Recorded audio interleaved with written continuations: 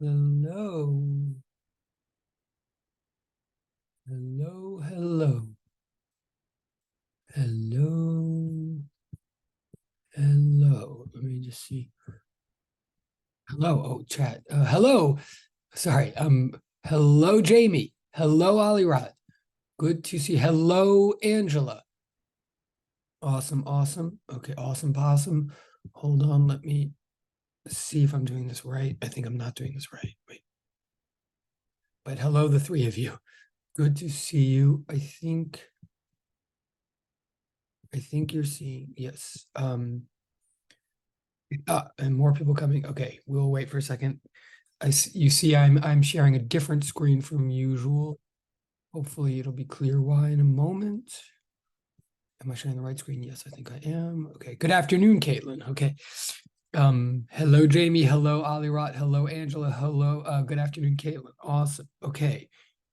Wait, you can hear me, right? Or can someone indicate? Thank you. Okay. Yes, we can hear you. Great. Thank you. Oh, and Yatron, sorry, not to, thank you, Caitlin. Okay, awesome. Okay.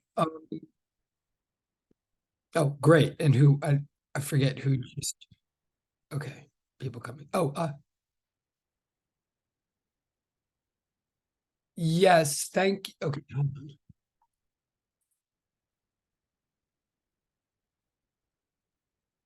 Good afternoon, Professor. Good afternoon. Thank you for saying so. Thank you for using your voice. Thank you for good afternoon, Laya Tule. That's great. Thank you. Good afternoon, Professor. And good afternoon, Sebastian. Oh, the voices now. It feels like a class. All right. Thank you guys. All right, hold on. And I'm many more people.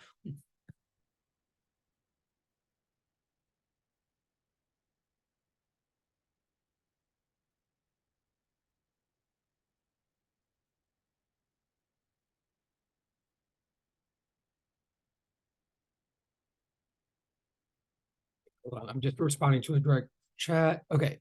Okay. So I think a bunch of people are here. Okay, you'll see, as you see, I'm sharing a different screen from usual. Couple of reasons for that. So hello, hello, hello. The reason I'm sharing a different screen, I want to make some announcements that I want to be clear. I want to be as clear as possible. So I'm sharing the screen that has a practice midterm on it. It is definitely not intended to create stress. I'm here to hopefully reduce as much stress as I can. I mean, I don't like exams any more than you do. But I'm not here to make it a bigger deal. I'm going to try to make it well, I'm going to try to make it as livable and certainly as unsurprising as possible. So here's the story. I hope, yes. Okay. More people coming in. All right. I'll hold on a second. Excuse me. I know it's a tough time of year for all of us. Just seeing what's happening here.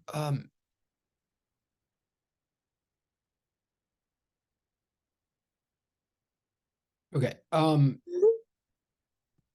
Okay. So just to try to oh, more people coming. Okay, okay. I don't want to be repetitive about this. I want to be clear but not repetitive. So bear with me for a second.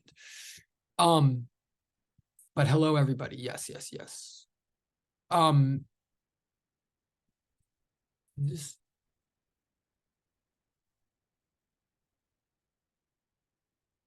okay. So here's the story. Oh, wait, more in the chat. Or is it oh, good afternoon. Oh, more people coming. Okay. So hi, Josh, and good afternoon, Madonna. Good to see you both, or good to read you both. Good to see everybody. Okay. So I'm starting now. Of course, again, it's a tough time of year. We know. Oh, hello, Josh. All right. Oh, is that a oh, hello. Okay. Sorry. Excellent. Excellent. Tough time of year. We know. Long class in the evening. We know. All my sympathies and supports. Nobody likes the word exam, especially not me. Well, including me. But here, I just want to confirm a couple of things that I think. So I think Professor Moses talked to you about this Tuesday. I want to confirm what he said and hopefully fill in, hopefully make life slightly even better than what you think. Okay, so as Professor Moses mentioned on Tuesday, and good job, by the way. I heard it was good. I heard the board meeting on the Doppler effect was good. I'm very pleased about that. It doesn't always go well. I'm pleased it went well this year. So we agree that you're having an exam soon. I think we agree that while on Halloween, you have an optional session with Professor Moses, where you don't have to show up, but if you have any labs to make up or anything like that, you can. I mean, stop me when I'm wrong about this. I just want to make sure we're all on the same page. And then the following Tuesday, you have a regular lab with Professor Moses.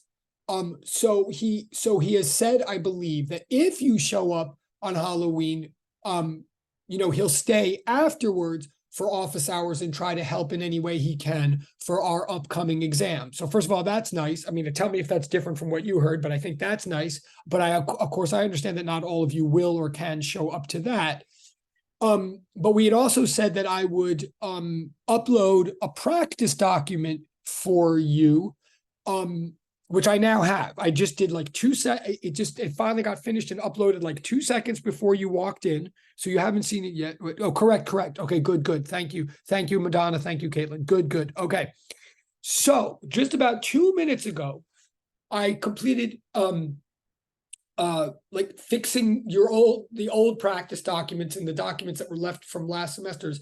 I've fixed them, I simplified them, and then updated it to make it relevant to your semester, to this class right now. So as of 3 minutes ago, there is a practice exam in the portal under exams in your Google Classroom, and it's labeled, and it looks like this right here. Okay. It's labeled fall 2023. The old one is still there. If you're a person that likes lots of practice and lots of different practice problems, the old one's still there. But certainly if you were to do one thing to prepare for your exam, this would be the thing to do. It's much more relevant than the other exam. Now we're going to deal with this today, especially because you won't have a lab period to do it. We're going to devote a lot, if not all, of today to try to practice and prepare for this exam. So again, the point is not to trick you or surprise you or anything like that. I want everybody to do well on this. I want everybody to know the material, blah, blah, blah, blah, blah.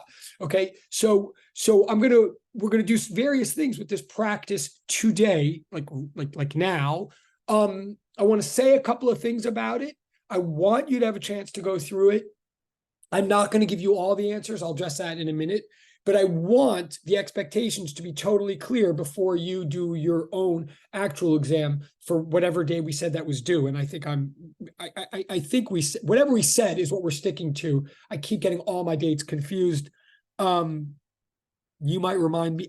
So in other words, I can't remember if whatever. Okay, you'll remind me in a minute. But maybe you already are in the chat. Hold on, I'm looking in the chat. Oh, okay. Oh, the 20. Oh, he said the 24th. Oh, okay. The second would be the exam.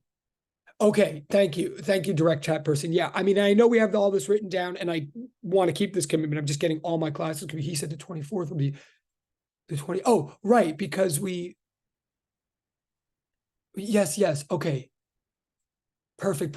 Okay, I'm sorry. Even better. Okay, so just to clarify again, and that today, the purpose of today's lecture is to make sure we're all on the same page for this exam. Okay, so today is the day to clarify all of these things. So, okay, I'm reading the direct chat.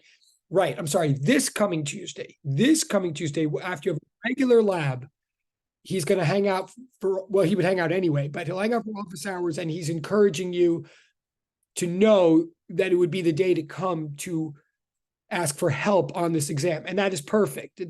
Yes. Okay. So you don't have to give up your Halloween or whatever. And it's perfect because if you come to him this Tuesday, you'll come to him with questions about your practice exam, which I'm presenting to you right now. Now, again, I'm going to help you with this now too, but then this way you have a weekend to work through it, to see. Great. Wait, I see. Great. Does that mean, okay, thank you, Taku. Seems pretty awesome, but I assume what you're showing us is that he's already, you're showing me from the, okay, great. That's awesome. Okay. I can't totally read it, but I'm glad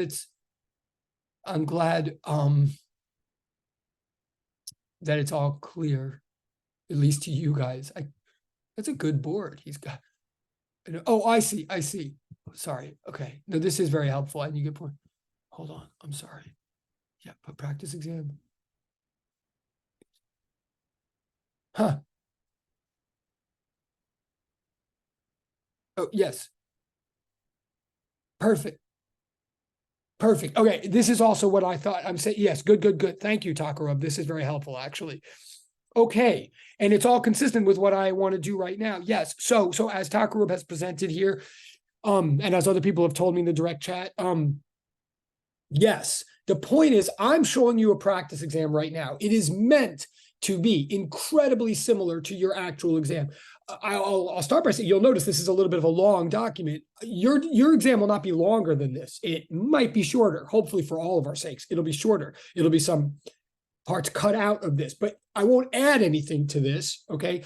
Obviously, some details will be changed, so it's not like just a joke, but again, you should assume the point is for us not to trick you. The point is for you to show that you really know some physics and have all the surprise elements taken out. So yes, today we're going to walk through some aspects of this practice exam. Then this weekend, you do it and you do it together and you help each other and you see what it is in it that you do understand or don't understand and blah, blah, blah, blah, blah. And then you ask him for more questions. I mean, you ask Moses for, clarification or expansions right after lab during office hours. Okay. And I'll tell you in a minute about like what answers we can give you and whatnot and stuff like that. But the goal is to know what you're doing before you actually do it. So like this screenshot shows, you'll have time to talk with Moses on Tuesday. Then Thursday of next week, we'll have a regular class. We'll have lecture. Maybe I'll answer more questions to some extent, but I won't take the whole period to do that. I will answer some questions, especially if people are panicked or there's something wrong in the exam or something like that. I'll do that, but we won't spend the whole period reviewing because that's sort of what we're going to do today. And then the next Tuesday, is your optional lab, blah, blah, blah. But just to be clear, right before then, sometime before then, in that weekend before Halloween, I post the actual exam, and then it's due right before class on Thursday, like 2 weeks from now. Okay, like you convinced me, or like we negotiated, like we promised, like not next week, but all right, I'm dragging this out. I think all the details are clear. If they're not clear, you'll ask me again during today. But the main thing I want to say right now that you'll see as we go through the practice exam, the main thing is, because we do it this way, because we show you the exam before you take it, because you get to take it home, because it is a take-home, untimed, open world exam, and that is what it is. It is untimed. It is take-home. It is open world. I mean, like Minecraft or whatever. It's open world, meaning literally, not only do we think that you might go on the internet right in the middle of while you're taking it, not only do we think that you might watch old videos from this class right while you're taking it, not only do we think that you might talk to each other and help each other right while you're taking it, but in fact, we encourage you to do all of that. The more you can work with each other and help each other and learn this material, the better. That's not cheating. What cheating is cutting a corner that no one else cuts. We're giving you all the corners already cut. Like, we want you to be on an equal playing field, and we want no one to have some unfair advantage just because they're willing to have it. So we want you all to help each other. We want you to learn the material. And the flip side of that, I know I've said this before, but I want to say it clearly now for everybody who's in the room. The flip side is that you need to know the document you're turning into Google Classroom right before 3 or no later than 3:05 p.m. Thursday the 2nd, right? The document that you're going to turn in before 3:05 p.m. Thursday the 11th, November the 2nd. The document is a demonstration, derivation, and proof of all the answers, i.e. a proof that you understand why all the answers are the answers. Like, it's not about the answers. You have to assume that we already know that you have the answers. The point is that you're showing us, how you have come to understand why these answers are these answers. So you can help each other as much as you want, and you should. But by the time you write your final draft of your document, by the time, and there should be prior drafts, I highly recommend, by the time you write the final draft of your document, you don't have to give credit to anybody else. You don't have to cite sources like it's all physics. But what you have to do is totally show. You have to never write anything down that you can't fully defend in a whole bunch of steps and with a whole bunch of pictures and different colors and side verbal annotations, et cetera, et cetera. Your exam is it's not a quiz or a test, it's a presentation. It's a document. It's self-sufficient physics that shows why the physics is correct and why you understand it. And it says all this in the instruction on the first page. Maybe you're already flipping through, maybe you already see that, that's fine. You're there to give me a document that I can follow clearly and easily, and that I want to open up and look at, and that dazzles me, and that is huge and thorough and clear, and that I don't need to look at anything else in order to look at your document. Like, you assume I know physics, and I'm interested in reading what physics you have to give me, but I don't know I don't have the questions next to me. And literally, that's true. Like, it'll slow down the grading even more if I have to do that.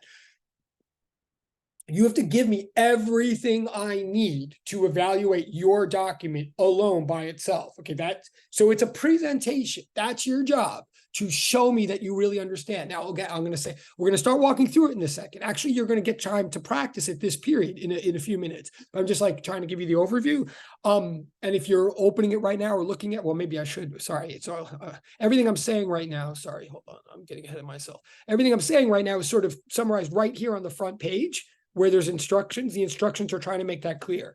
Many of you have observed, and you'll see when you open the exam, if you're already flipping through it, a lot of it looks like your old practice exam or your old homeworks. Hopefully it's like some of those got way too long and way repetitive. Like, there was sort of by accident, to be honest. So I've pared them down. It's not as repetitive or exercisey as some of these old things, but a lot of it you'll recognize. If you've been doing the homework and you've been doing the practice, you won't be shocked by a lot of this, by a lot of it.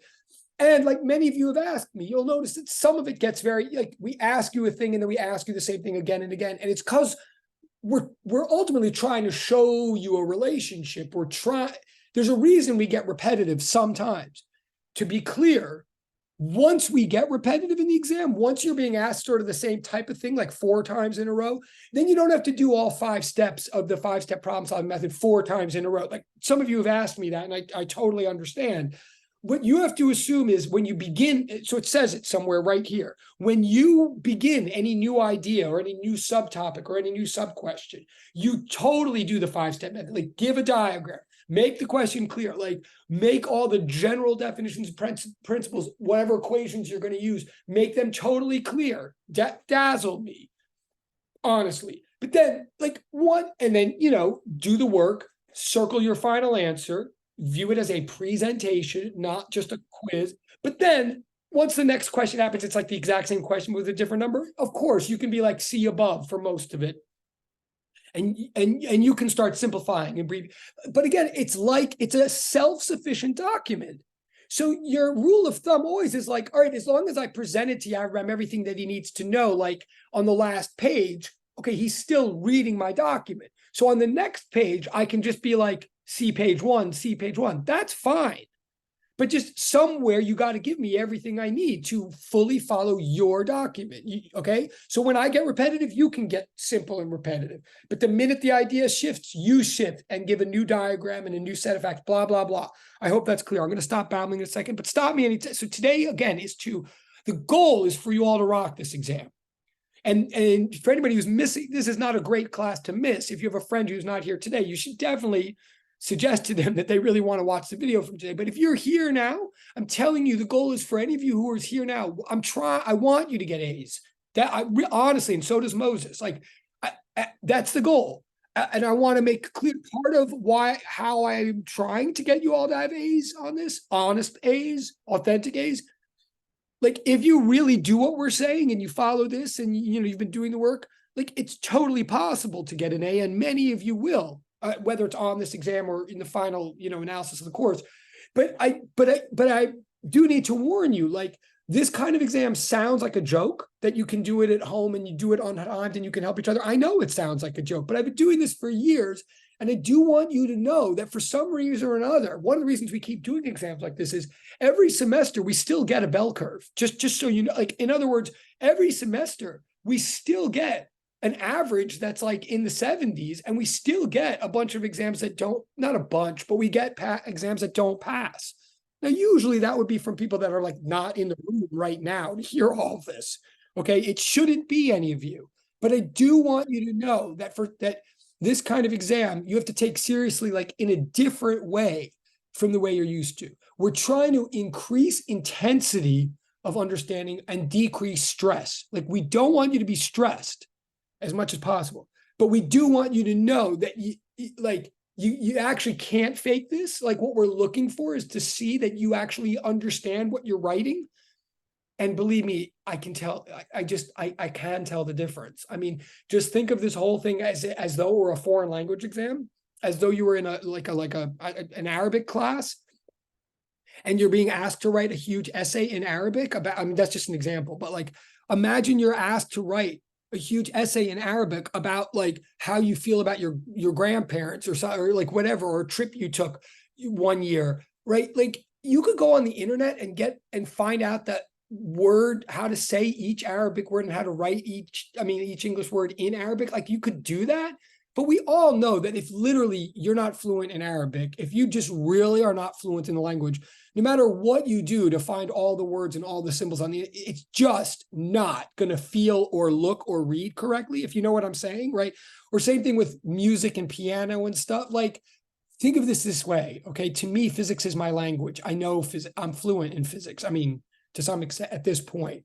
And I can tell the difference between someone who's fluent and speaking my language and trying to explain things to me, or someone who's just like pasted together a bunch of equations from the internet. Okay, just so you know, your job is to show that you've become fluent in this material. The more colors you can use, the more neat your presentation is, the more elaborate your diagrams, etc. And the more personal it is, and the more you go to town on the things you do really understand, so that therefore on the parts where you're shaky, you can even admit you're shaky. On the parts you're shaky, you can say things like, I'm not really sure why this angular frequency is equal to this, blah, blah, blah, but I think it is. But you can even be honest in the places where you're shaky. The more honest you are, the better. And especially if you're really deep and persuasive on the parts where you're not shaky, that will altogether make for a much better presented document. Okay, I'm talking too much, but that's what these instructions are trying to say right here. Obviously, read them on your own. Now, I'm still doing a little walkthrough here. I'm gonna take a breath for a second. Oh, hello. Good to see you. Okay. I mean, is everybody? I mean, I'm not gonna yell at you the whole period. I mean, I'm gonna give you. I'm gonna shut up at a certain point fairly soon and just give you time to work on this today and see how you feel about it. That's what's going to happen soon. Maybe in breakout rooms, I'm not sure, probably. So I'm going to give you a chance, because we usually do this in lab, but we can't do it in lab this year. So I'm going to give you a big, long chance to like try to work your way through this today and see where you're okay and where you're not. But I just want to kind of do an overall walkthrough before you do that. So first of all, just, is everybody with me so far? Like, you get what I'm saying basically so far? Okay, thank you, Antigone. Thank you, Jai. Like, okay. All right. Oh, and Chad, wait, someone, okay. Wait, sorry. And yes, thank you, okay. Thank you, Caitlin. Thank you, Carla. Awesome. Okay. All right.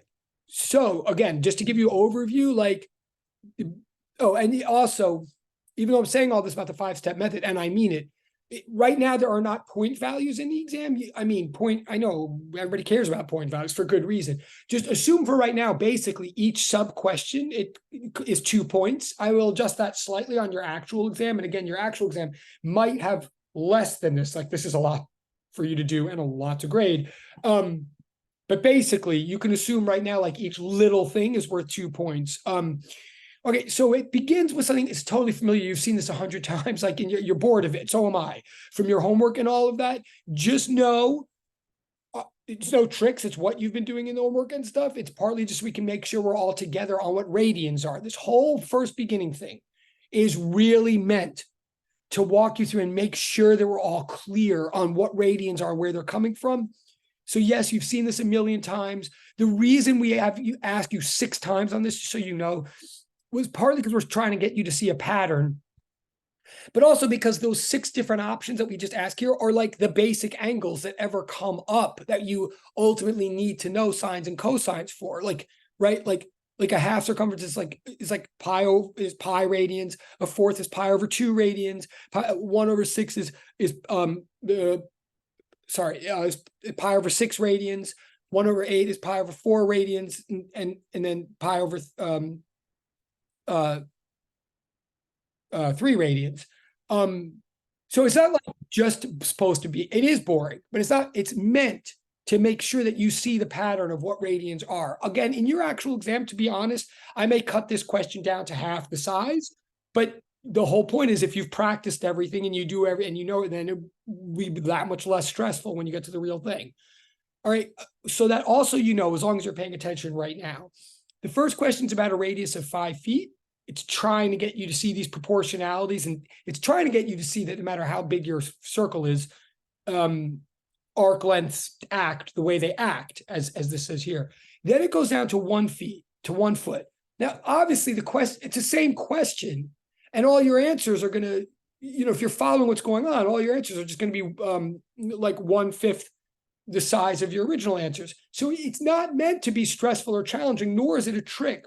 But the reason we're doing this, so that you know, and maybe you can talk about in your exam to show that you really get it, is that if you get down to this part about but, where it says but, now I'm literally going to tell you the answer right now because I want you to understand the material, and because people get this wrong every year for some reason. What it's saying in the but part in the middle of the page, the answers to the 2 dashes are angle and radians. Like, I'll say that again. The answers to the A and the B, no trick, is angle and then radians. What we want you to see, and the better you see it, the better you can explain this. We want you to see that what a radian is. Well, first of all, what an angle is just ratio of arc length to radius. That's what's happening when you're doing the first question, the first part where radius was like a random number of 5.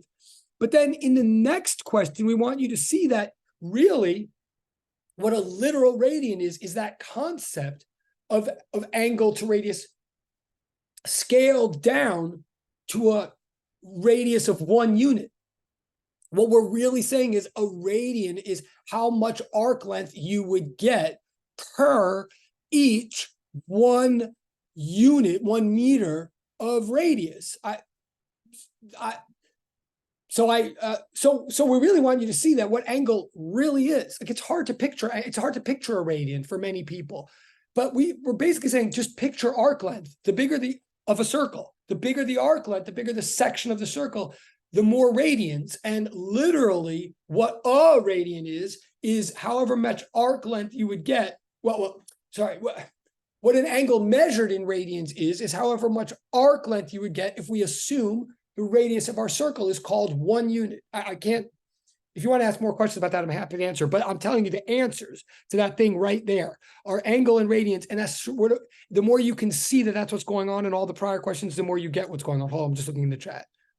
Oh, I think I'm showing the question. Wait. Oh, wait, you can't see the, oh, wait a minute. You can't see this? Oh, I'm sorry. That's weird. I thought you were. Oh, I'm sorry. Oh, yeah, I thought I was. You're seeing a menu. Oh my God. Okay, wait. A menu. I'm glad you're telling me. Wait, that's really weird. Hold on. Okay, no, I'm glad you're telling me. Why? It looks like zoomed in. Okay, hold on. Let me try again and see what, or maybe I should put it on. Okay, you know what? Maybe, okay, hold on. Bear with me. Thank you for telling me. I'm not sure why that was happening, but I think there's a better way I can do this. I could do it if I do it from Google. I think it'll be better. Hold on. Thank you for telling me. Oh my God, that's embarrassing.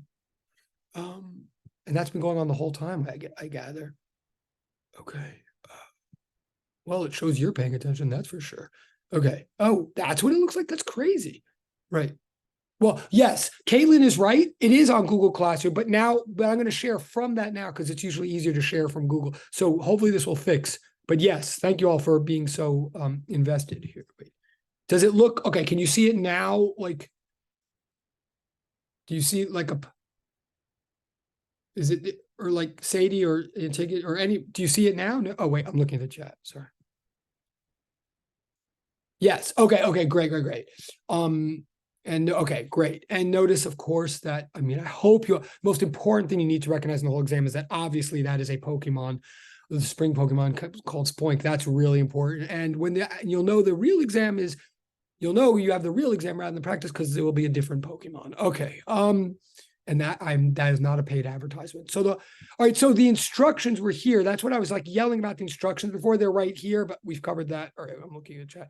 But now we see it. Okay, great, great, great. All right. So the thing I was just talking about, just so you can, I was saying, first you do this business that you've seen a million times before and is kind of repetitive. That's what I was saying. It's like, first it's an arbitrary radius, I'll probably change that number just to be whatever, and then it's a radius of 1. And the whole key point that we're trying to get you to see is that what an angle measured in radians really is arc length per radius of 1. I mean, that's the thing I was So the question that I was just talking about is the but in the middle of this page, which hopefully you can see now. I'm literally telling you, as a reward for paying attention to me right now, the answers to A and B are angle and radians. And of all the questions that I'll change in the exam, I'm not going to change that one because I'm not trying to trick you. I want you to understand that. And if you really do, and you take an opportunity right there in your exam to like make a sidebar and like really like make arrows and point up to what you just did in questions 1 and 2 and show that you get how it all comes together, then you are my hero and my friend forever. And you get like an A++++, even though you totally can't get A+ at John Jay for unknown reasons. Okay, so that's that question. We're still together? All right, then comes this question about pizza. I think you've seen it before. I think it used to be longer and more confusing.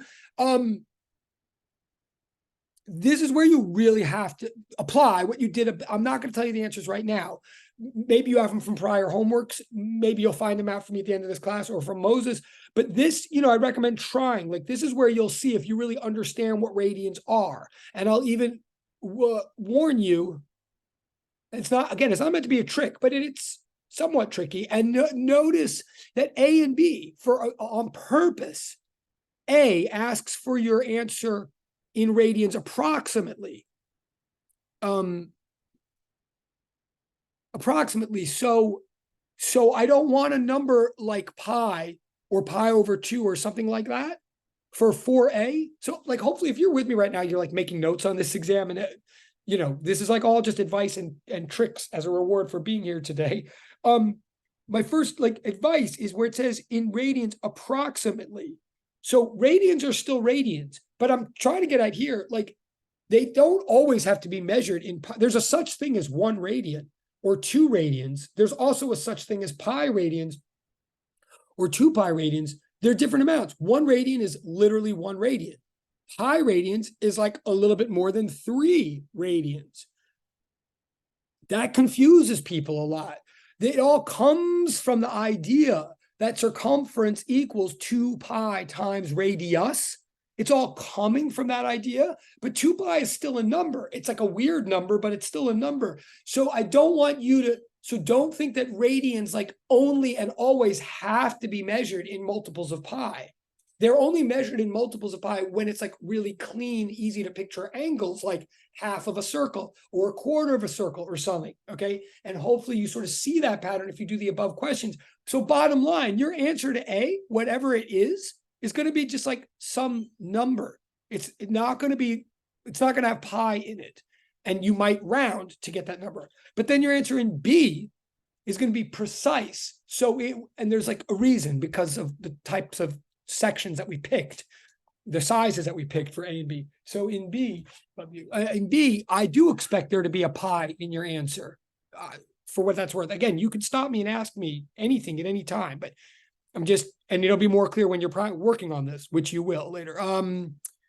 So then C, I'll tell you right now, that's a good example of a question that you definitely want to practice, maybe today. Like you definitely want to practice. You want to make sure you're clear on it. That's the kind of question that's very easy for me to tweak slightly for the real exam. Like you, even if you saw it on your homework before, it probably said something like, the length of the crust is precisely equal to 2 times the radius of the pizza or something like that. Or it said the crust was like 3 times greater than the radius. Like you want to understand this concept well enough that for your actual exam, I could do, or I could say that the length of the crust is half as big as the radius of your pizza. Like no matter what number I put in there, if you understand the concept, you can do it. So hint, probably I would change it. So that just a hint is like, make sure you understand that question. Okay. Then again, I hope this is useful. Like I will not do this all period, but okay, so that's section 1 oscillate, or sorry, that was section 1 deconstruct. It was all about unpacking the idea of a radian. So you can go on. All right, then in your old homeworks, you then had a million exercises on cosine and sine. I've taken those out because they just get so ridiculous. So I'm going to assume from here on in that once you know what radians are, you sort of understand how to take sines and cosines. Like, forgive me, quark of the universe, if whatever. I don't have direct questions about cosines and sines anymore. They just got too repetitive. So then in this next thing, you go straight to applying cosines and so forth to actual oscillation. So this is this old barn door problem, which you've seen like a million times. I tried to simplify and take it, like it got all into unit conversions and sort of detailed concepts that I think are unnecessary in your old versions. Like you had to convert to hours and all the stuff that I don't think is necessary. So I guess I'm just warning you that I've attempted to take your old practices and make them more straightforward and simpler. It's meant to make them more manageable, but that's just also a warning. Therefore, some details have been changed. So don't just blindly copy stuff from your old homeworks or your old, like go in with a fresh mind, because some of this has been simplified to the point of maybe throwing people off if they're just blindly memorizing. Okay. But I think you know how to do this. Again, I'll answer any questions, but I think we've been through this before and I think you know how to do it. Or I hope, or you will by the time you do it. So, but just again, here's an example for these. You definitely are doing the 5-step method. Like here, it does not provide a diagram, but you must, et cetera. Okay. This is, you like provide a diagram, provide the facts, et cetera, answer A with the 5-step method. Then when you go to B, okay, you don't have to draw the whole diagram again. You could say C above, but definitely like give me another general definition or principle or equation or whatever, et cetera. Okay, again, you could stop me at any time, but all right, so I think you've done that. I'm just scrolling through. Tell me if you don't see. Right, all this you've seen before, but there were weird things in the fonts before and the T's were all, but hopefully it's like clear now. Again, some details have been changed. I'm not going to emphasize, right? Like, well, I'll just warn you, in the old thing, we changed in your version that you practiced, we changed the amplitude, and the answer was straightforward. Like you had to know a certain concept of what happens when you change the amplitude. Here, I changed the question and I changed the mass. Just note that, like, just do not just copy your answer from the old exam. And will I maybe change it again on your actual exam? Sure, I might. Like maybe I will have it be the, so know the concept. Don't, okay, that's that. Now, finally, this is where I'm going to, finally, all that you've seen before, you've practiced. This last problem or this last section, which is 2 pages, well, it's 3 pages, but the whole first page here is all givens. This first, it says it. The whole first page right here of this is a new bit now, okay? And this is why I'm showing it to you now, like 2 weeks before the exam. It's so that we can cover the most recent and sort of most important material that you've recently done and that you did with Moses in the board meeting. This whole page here, don't be intimidated, please, or whatever. This whole page is giving you the information you need to do the problem. It looks like a lot to read. Maybe it is. You know, my suggestion with all physics problems, there's always sort of a lot to read at the beginning of any physics problem. One suggestion that might be obvious to some of you, when you're doing a physics problem, you have all these facts at the beginning. If we're not trying to trick you, which we're not, then every fact you're given is important. Like we're not going to throw in information like we're not going to throw in information that you don't need. So you do need all the information that's given at a physics problem, but that does not mean that you need all the information for every bit of the physics problem, right? You don't need it all at once. So there's a sort of art and strategy to like getting the basic idea and seeing what types of information you're being provided, and then just proceeding step by step. Like, don't try to take it all in at once, but don't, right? I'm sure you understand what I'm saying. So most of this information that it's giving you here is to help you make a diagram that you are most definitely going to make. And I'll explain that in a second. And it tells you to do that on the next page. This is all trying to tell you the facts that you need to make a diagram. You're going to make a diagram. Okay, let me slow down for a second. So this whole section of the exam is the new section. This is all about moving from moving in our minds from harmonic oscillation to wave propagation, which is really the point of the class, or a centerpiece of the class. All the prior bits of the exam and all the prior weeks until recently, you were studying how any individual particle oscillates harmonically, like on its own axis. That's required radians and cosines and all that. So that's the first two parts of the exam. But then the purpose was to take a whole bunch of these oscillating particles and put them all together in a very specific formation, and take each one of these patterned motions of each one of these oscillators and put all of those patterns into one larger pattern.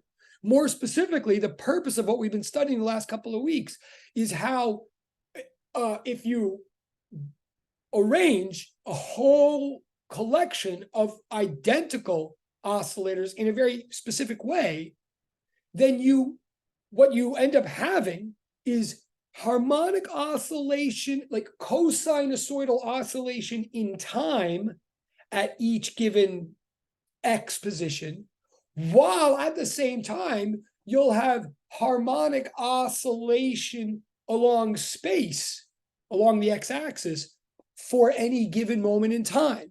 Together, those two facts, harmonic oscillation in time along with harmonic oscillation in space, together that makes a wave pulse. Now I'm just summarizing, like in principle, you know this at this point, but the big lesson for that, I mean, we've had that for a couple of weeks in lecture, but there was one day when I asked you to watch a video, I believe one of the big days that we made that point was in a video that I posted that was pre-made and you had to watch. Correct me if I'm wrong, but what I'm trying to say is this whole problem is first going to ask you to create a diagram, and the diagram is very serious and it's elaborate. At the very least, you can go back to there's at least one video posted that I think I pre-made in an earlier class that, is in your Google Classroom. You can slow down the movie. I think it even has chapters in it, and the diagram is in there. We're not trying to trick you. Like, there's at least one place where this diagram exists and you can find, but we're asking you to produce it. And it's the diagram of that collection, that horizontal collection of identical vertical oscillators, like mass on spring, mass on spring, mass on spring. So again, it's not a trick, but we want you to know this thing. And here we want you to make the diagram according to the details that we're telling you here in the exam. So you're really going to want to be careful about this. You're going to want to make it a big diagram, leave yourself a lot of room. There's a lot of details that have to be included, and you're going to make it according to this equation that's given it below, which we've talked about in class. The assumption, and again, I'm just yelling because I'm that kind of person. It's not meant to be a trick, but I think there will be thought involved here. Like, we assume that if you've studied or you help each other and you prepare, that like in that equation, right down there at the bottom, like you'll ultimately be able to understand how to take into account that pi over 2 and make it clear, or certainly that pi over 4, like one diagram will look different from another. How can I put this? That pi over 4 will make a difference in how you draw the diagram. I mean, that's the least of what I'm saying. Like, you'll be able to show me in your diagram whether you understand what that pi over 4 is doing, like, or not. The pi over 2 will be a little harder to like literally show in the diagram, but you'll label things with it. That's what all the instructions are about. And the 0.04 certainly will be clear in your diagram. When I shut up, which I will soon, and I turn it to you guys to start looking at this exam and practicing this period, which I will, I do recommend that any of you who've been with me for weeks and sort of following what's going on in the course and have been doing homework and stuff like that, I'd recommend probably that you jump straight to this problem and start working on this period. I would think this would be the sort of newest, the newest exercise for most of you. It's all based on all material we've done, but we've never like put it this way. You haven't had a direct homework on this, put it that way. So I would start practicing this first. So first it asks you to draw a diagram like from that equation and from this description. Again, the diagram is literally the horizontal collection of vertical oscillators, but we want it fully labeled, fully clear, using the numbers in that equation. It says here very specifically, and like you can assume you'll get a point for or 2 points for each one of these specifications made. Like we want to see the x-axis, we want to see the y-axis. You want to label them. We want to see, when I say representative x values or representative y values, what I mean is like there's going to be a spring right on the y-axis, and that would be like spring number 0. Or a mass spring system, and then there's going to be a spring next to it, like at 1 centimeter or 0.01 meters, and then there's going to be a spring next to it at 0.02. Like make it clear that you label the 0.01 and the 0.2, etc. Like just make it clear that you know what I'm saying. So that's what I mean by representative x value, and like the springs that you're drawing, they'll be at different heights, right? I mean, I think you know that. Well, you're going to label those heights on the y-axis. You might not label every single one, but some of the representative ones, like which one's whatever one is at the highest possible value on the y-axis, I think you'll know what that value is. I think it might have something to do with 0.04, and you'll make that clear. So like this is going to be a big picture with a lot of details in it. And we want to see all of these things labeled. Again, it's saying here, I will shut up soon, I'm boring myself. You'll notice that we're sort of intentionally saying everything in English. Like it's up to, if I say spring stiffness, I'm expecting that you know that I mean K, for example. Be aware there's 2 different Ks. This is also partly why I'm doing it in English. If you've been following the class, you know that there's 2 different Ks going on. There's first the K from Hooke's law that means spring stiffness. And then later on in the class, there's a K that means angular wave number. I try to draw them differently. I try to draw one K. The first K just has a K. And the second K, when I'm doing lectures, I try to draw it with like serifs on it.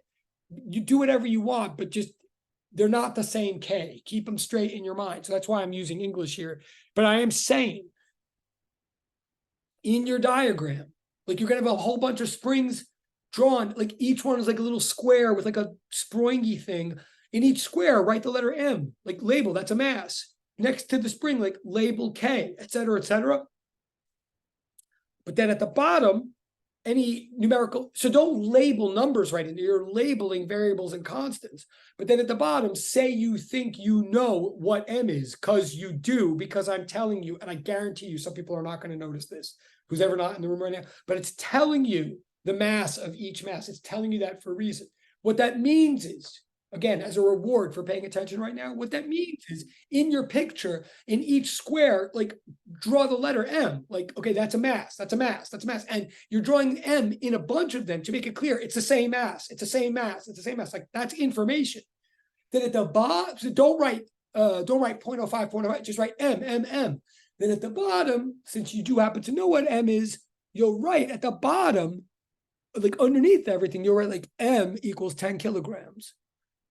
And then next to each spring, you'll write like K, K, K, indicating that it's all the same K. But then at the bottom, you'll write something like K equals question mark, because it's something you're going to solve for the problem. Again, you could stop me at any time, but I know I sound like I'm yelling. I hate it. I'm saying all this because like, I want you to do well, but there's a lot that needs to be done here. If you like do everything we're saying, you will do well. But there's enough here, as you can imagine, that like you get what I'm saying. Like there's ways to not do well that we're trying to avoid. So forgive me for like yelling about all this, but okay. So that's the instruction. So you're going to make the diagram as it says. Okay, then it says you got to include at least 6 oscillators in your diagram. Now, that makes, again, that's going to make for a big picture. I would definitely draw rough drafts of this, or definitely, practice it, or et cetera, before you do, or you're going to practice it on this practice document, and then you'll do the real thing. We're saying you got to have at least 6 oscillators. That is not because we're trying to be obnoxious or something. It's because if you really think about it, once you're doing this, you'll see, and you can ask me at the end of the period today, but you'll see why you need 6 as a minimum to like really see the pattern of what we're getting at, or to see, you need 6 to make clear what's going on. And you'll even see, if you'll really know that you know what's going on. If it suddenly hits you, I see why Yaverbaum is saying 9 would be even better. Okay, like, so whether you can do 9 or not, and of course you could do even more if you're like awesome. But even if you don't do 9 and you only do 6, if you see why I'm saying 9 would be good, then that's a good indication that you're on a good track. And you might even write that. You might even make a note like, the reason 9 would be helpful is blah, blah, blah, blah, blah. Like, okay, so it's just like a checkpoint for you. But okay, where am I? We're almost done with this. Okay, so you have to draw it. That's like part A, is you draw it. So then you start asking questions. I mean, answering questions about it. And I don't know if the questions are hard or easy, but they're not. They might be tricky, but they're not tricks. So if you think you know how to do a question, if it seems straightforward, don't double psych yourself. Don't be like, that's too easy. It wouldn't be worth. Like, if you think you know what you're doing, do it. And if you're choosing between 2 possible interpretations of any question, go with the simpler interpretation. But okay, so it asks you spring stiffness. It asks you height. Whenever I say how high, if I say spring stiffness, I mean K, the original K. If I say how high, I mean the Y value, like on the Y-axis. We're almost there. Okay, so all of this is like about the picture of all of these oscillators and various details of them that you can infer. If we're asking you how high or spring stiffness, the assumption is that you could figure all that out from this equation. I mean, I believe that's a correct assumption. Like, and anything you know about springs. So each one of these is a spring. You can figure out its properties from this equation. Then, I really have to shut up soon, I know. Then, in the next part, then the whole idea is we're hoping you understand that once you've set up this whole collection of phase staggered oscillators, if you let them all go and they're all going like up, down, all, in staggered phases, if you stood back and look at it, what you'd see would be ripples flowing hard along the x-axis back and forth, like horizontally, right? Like the whole idea of this is, and it's just like that lab you did 2 weeks ago, like we're trying to see how harmonic oscillations put together in space and time make for wave pulses. And the whole reason we care, again, is that a wave pulse, once you get to that point in this part of the exam, a wave pulse is something immaterial, right? A wave pulse exists, but it exists in nature. It's observable, it's analyzable, it's predictable, but it's not material, right? A wave pulse is not a thing. It's not an identifiable, separatable, countable, massive object. It's a disturbance in a larger set of objects, right? So we then want you to now analyze the wave that you now have from this collection of phase. So we ask you questions, so try to answer them. And you can ask me questions at the end of this period, blah, blah, blah. And then finally, to get up to the most recent material, and this is where it ends, is then, okay, so you've got these wave pulses going back and forth along along a set of metal coils attached to blocks of mass, right? So we're saying now those metal coils, like you can imagine this whole thing was set up on a lab table, bunch of springs with a bunch of blocks, or a bunch of springs hanging from the ceiling with a bunch of blocks hanging below, and all of them have been set in motion. They're going up and down and up and down. So now we're seeing these ripples, these pulses going horizontally back and forth. So now we want you to imagine that you're running toward this apparatus. We want you to understand that the metal springs and the blocks are now, they are a collection of material particles that together are now, or collectively are now serving as the medium through which wave pulses are propagating, right? The medium is the collection of material particles through which wave pulses flow. So they are now the medium. So we want you to imagine, so when you calculate the speed of this wave, you're calculating it relative to the medium, like in part 2C in the middle of the page here, when it says determine the speed at which each of these pulses flows back and forth, we mean relative to that whole collection. Again, if you were in class last week, which was a thick class, as you know, I mean, I talked a lot then too. There's a lot of notes and there's a video, like we made a big deal of this whole idea of like speed being relative.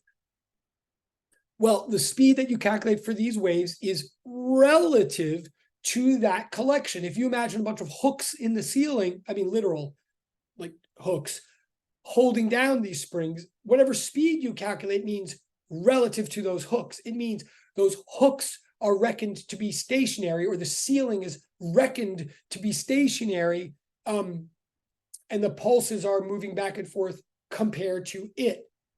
So the speed that they're going is like how much faster they're going than the ceiling, right?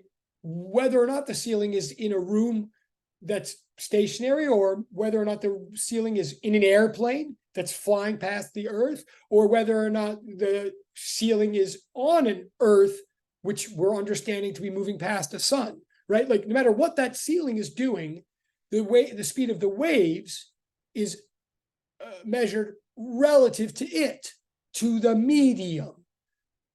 Therefore, in the final part of this, the Doppler effect part, we're now assuming that you're running toward the whole darn thing.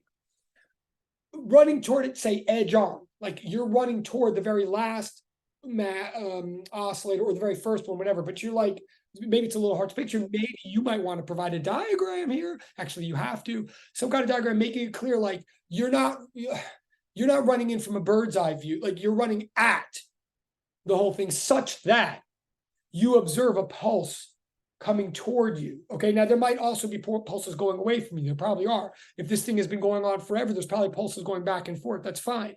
But I'm saying now you're running toward it, or walking toward it, so that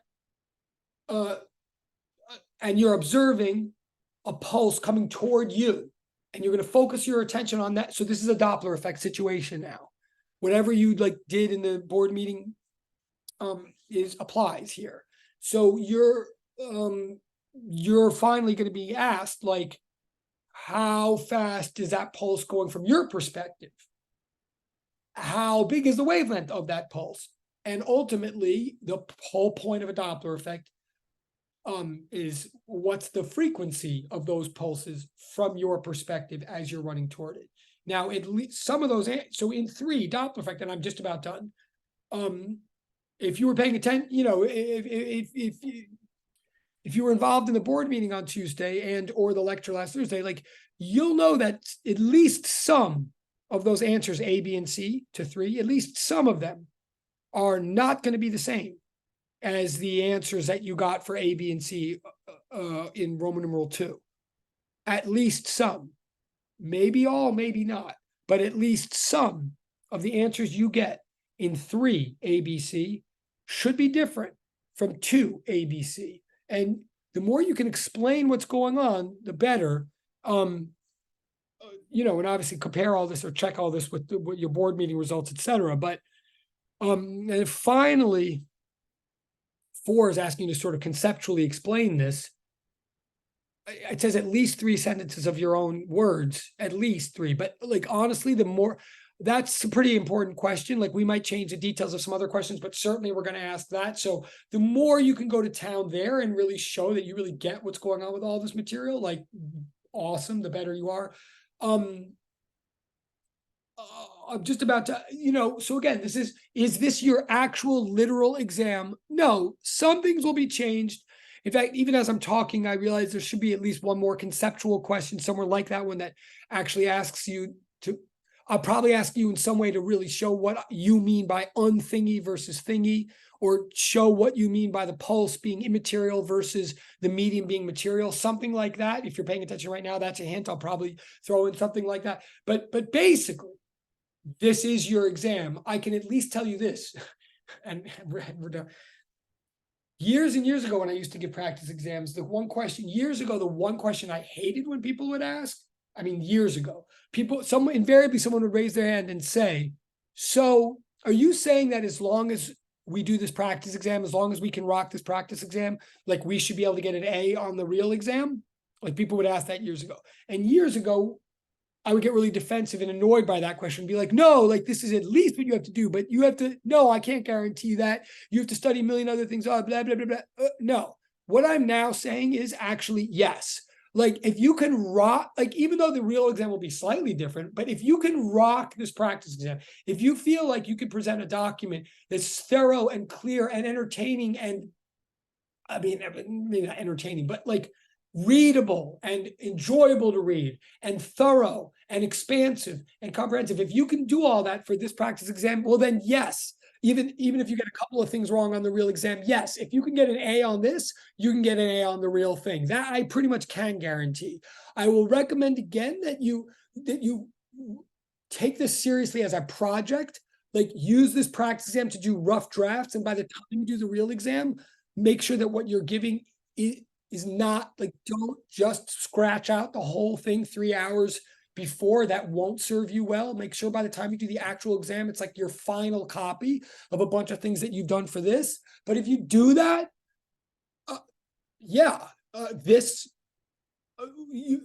you shouldn't be, any little surprises on the real thing should not throw you off enough to throw you off your game. Like this is it basically. So okay, I'm going to look in the chat. So sorry I talked so much, but hopefully that's going to get you going. Oh, cool. All right. So someone's saying in direct chat, can an unthingy thing be described as not tangible? That's a very good question. So first of all, yes, that is one word that definitely could be used for unthingy. You could certainly say untangible, and for thingy, you could say tangible. But so that's good. And yes, it sounds like you understand what I mean by unthingy. Now, let me go a little further, though. Like if I really asked a question about that, first of all, a couple of other words, like the scientific term for thingy thing is particle. And when we talk about particles moving, such as a mass on a spring, or such as anything and everything you learned in Physics 101, when we talk about thingy things moving, what we're really talking about is the trajectories of particles. That, again, that applies to everything in Physics 101 or planet. Like a particle or a thingy thing doesn't have to be small. It could be big. But yes, it's something that's tangible. It's something material. It's something massive. It's something countable. It's something identifiable. It's something bounded. Like with thingy things, we know where they begin and where they end. We could separate one thingy thing from another, whether it's a grain of sand or a car or even an electron.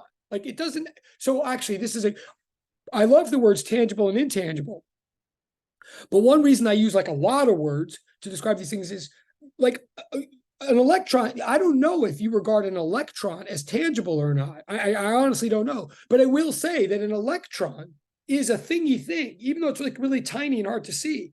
An electron is a thingy thing because it's countable. Like we can clearly delineate between one electron and two electrons. And an electron is, generally speaking, it's like either here or it's there. And an electron can go from here to there. And when an electron goes from here to there, it passes through all the points in between. All of that is as opposed to unthingy motions. The scientific term, or the ultimate thing we want you to understand in this class, when we're talking about unthingy motions, we're not talking about the trajectories of particles anymore. We're talking about the propagation or the flow of information. Unthingy things. When an unthingy motion is information flowing from here to there. The one and only sort of concrete or testable example that we have right now in this class, is waves. Waves or wave motion, wave pulses, wave pulses are intangible. I think that's a good word. I think that's right. They are immaterial in the specific sense. So, I mean, this is a great question. And like, again, this is good. And I'll shut up in a minute, but partly I know the person's asking because I just mentioned that I'd probably put a question like this on your real exam. So good catch.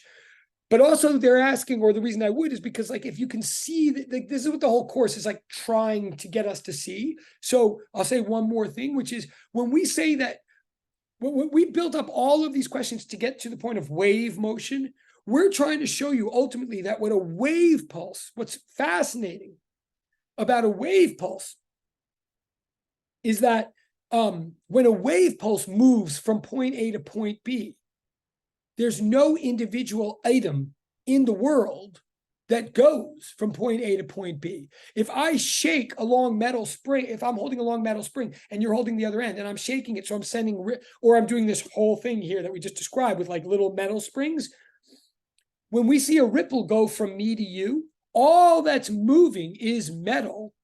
All that's moving is metal. So we say that metal is the medium, but there's no individual piece of metal that goes from me to you. That's the key to wave motion. Wave motion from point A to point B involves no individual or countable or identifiable or particular piece of material going from point A to point B. I don't know. That's just like an expansion of your question, direct chat person.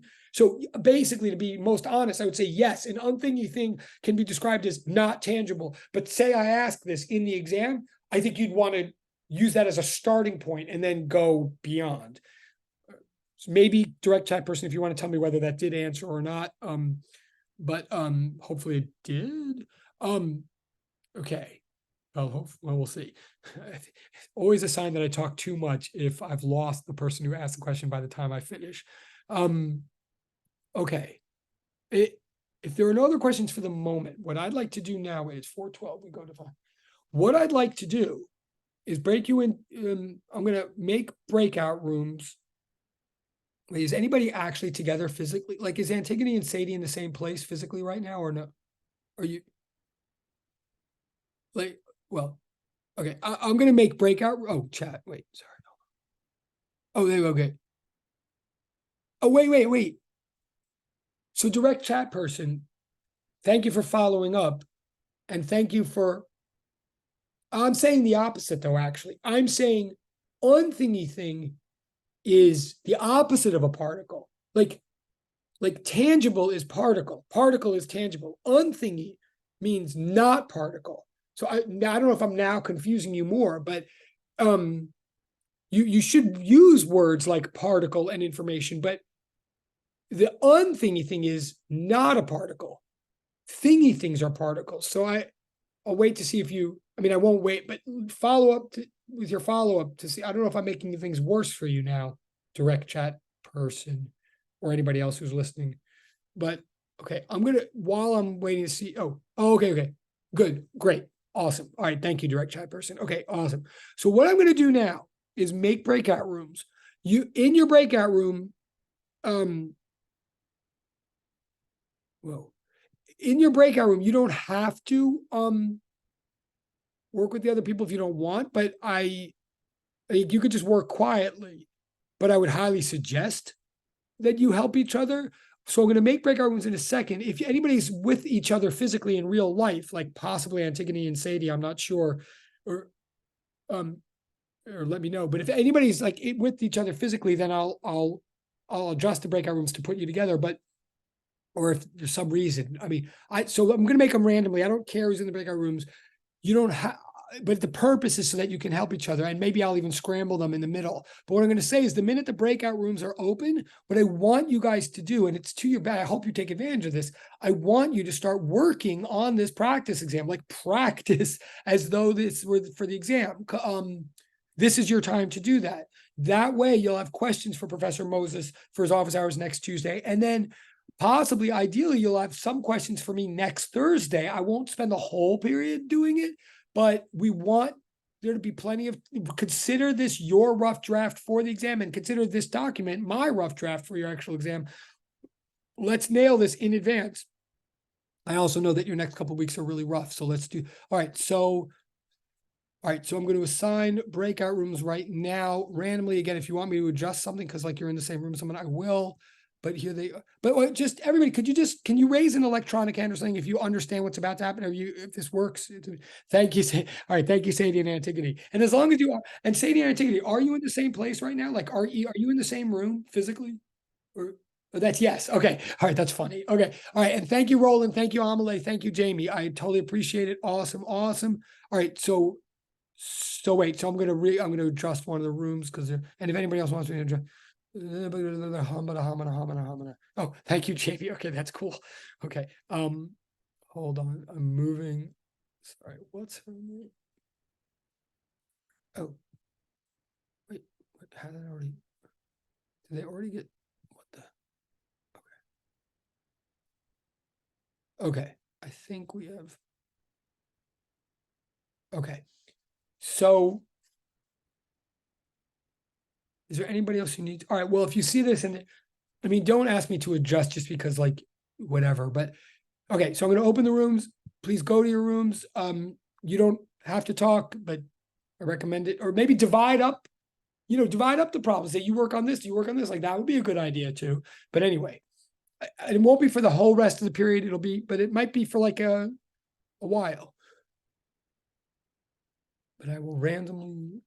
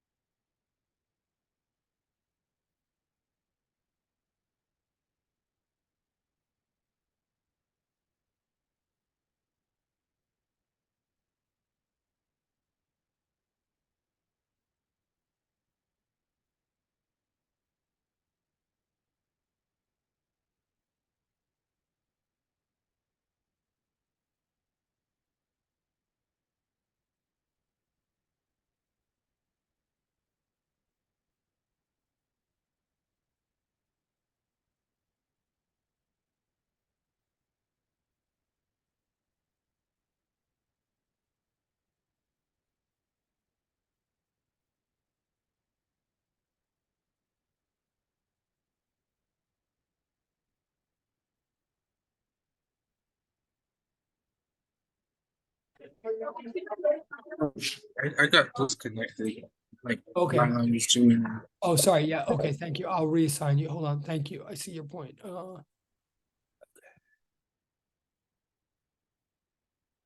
Okay. So it should be. Oh, there's two of you. Wait. But you're assigned to room 1 now. Hopefully.